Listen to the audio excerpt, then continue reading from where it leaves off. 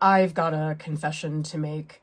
Over the past decade, I walked away from my initial dreams and goals as an artist. I left academia. I stopped exhibiting my artwork.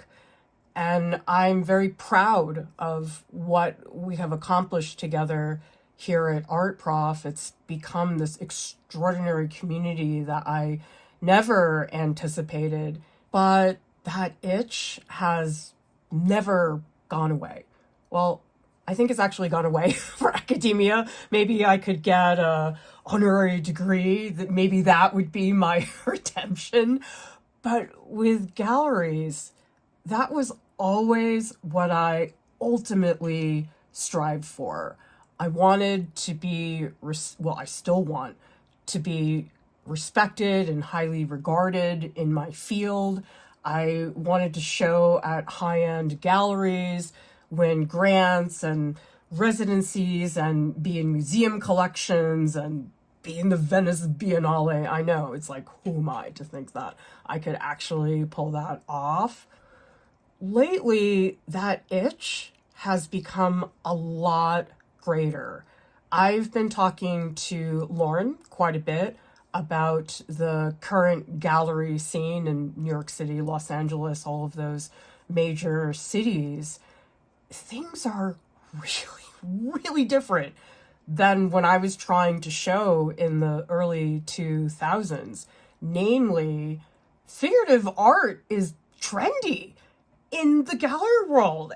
And I'm just floored by that, because I spent years trying to exhibit as a figurative artist and nobody was interested. And now all of a sudden it's the hot thing.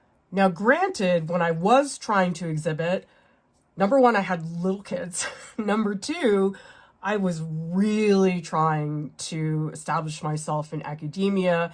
I don't think I did any of the smart things I should have been doing to actually make a gallery career happen. And certainly I take the blame for myself not doing that. But the thing is, it's 20 years later. I'm older and could kind of care less about what anybody thinks about me. And I know when I was a lot younger, my assumption, anytime somebody rejected me, I always thought, I need to make the work better. If I make better work, that is how I will get somebody to accept me. For example, I had a studio visit in Boston. It was probably in like 2004. I was like 28 at the time, with a very high profile gallery in Boston. And again, the only reason I got that studio visit is because an artist friend recommended me. I was so excited. I had the studio visit with her. It went really well. And ultimately, she did not pick me up. Actually, I had a bunch of studio visits with some fairly high profile curators. And those didn't work out either. In fact, there was one curator at a regional museum. I had 2 studio visits with them and still nothing happened at all. And I remember being crushed by those rejections, because it's like you're so close. When you get a studio visit, that means you're on the verge of having something really happen. Like they might give you a show or something like that. None of those things ever happened. I remember thinking that the problem with those rejections was that it was me, that my work was not good enough to be accepted by those people. Lately, I've been doing my research on galleries. I've been looking at what they're posting on Instagram and trying to get a sense of what's out there, what might be a good fit for me in terms of the galleries. And my approach is so different. Like now, I look at stuff in galleries and I think to myself, not always, because certainly there's a ton of artwork out there that is incredible and I feel like I could never even come close. But there is a lot of work in art galleries where I look at it and I think, I could do that. And I never had that attitude before. And now, if somebody doesn't accept me, my reaction is, oh, it wasn't the right fit. I had a date with that gallery and we weren't into each other. I never would have thought that before when I was younger. I would have taken it as a signal of my lack of depth as an artist. There was no Instagram in the early 2000s, and I started looking up various art dealers and galleries, and I know social media is very problematic, but I could not believe it was so easy to find people. And in the 2000s, you had to know people. You could, I guess, look in magazines and stuff like that, but it was very hard to find people and to get names and things like that. And I'm amazed that everyone in that world's 100%, well, not 100%, but a lot of it is Instagram in terms of finding names. I don't mean in terms of, oh, you're on Instagram, you get hooked up with all these people, but as in getting names is pretty easy to do on Instagram if you do your homework. And I certainly have done my artwork research. The other thing is that my students are now old enough that a lot of them are just killing it in the gallery scene. And they've really become my insider.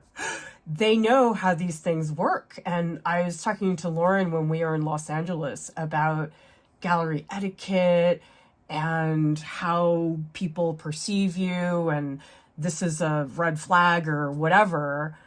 And it's like she's just giving me the answers at the back of the textbook that nobody else gets unless you're already in the clique of that gallery world. I am well aware that the gallery world is really into younger artists in their 20s and 30s, people who are right out of their MFA program. They want to find the next hot new thing. And in fact, I read an article on Artsy about how it was something like 70% of gallerists are interested in emerging artists, and then the next highest group was established artists. And I'm looking at that going, okay, well, what about us middle-aged women? Like, where do we fit? We're not established. We're also not in our 20s or our 30s. And that was certainly, wow, a hard truth to swallow given such dramatic numbers. But I want to do it anyway. Whatever. It'll be a lot of work that may not pay off at all. Maybe absolutely nothing happens, but then I'm still in the same place. And along the way, I'm going to make a lot of new work. The result of that is I'll have a ton of work. I can apply to more grants and residencies. It's all a good thing, even if I get zero results from the galleries. I know I'm up against a lot of things because the galleries really care about the artist and your look and all that stuff. But I think if I just go clothes shopping, I mean, I'm not saying that's going to fix it just because I wear hip clothing, which I never wear. I'm just going to try it. Let's just see. Tell me in the comments, how many of you want to show at galleries? What has been your experience?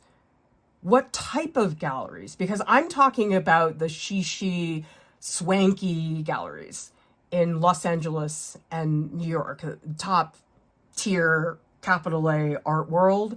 And there's certainly so many other ways to exhibit your artwork, but note that I am targeting a very tiny specific part of the art world, which may not be a good fit for everybody. I'm going to try it. Whatever. Like, what do I have got to lose? Nothing. Plus, I have you guys. You guys, to me, are so incredibly important. I know I'm the one running the stuff and doing the tutorials, but Art Prof is all of you. That is what it truly is about in my mind. I have that. That's not, well, I hope it's not going away. But anyway,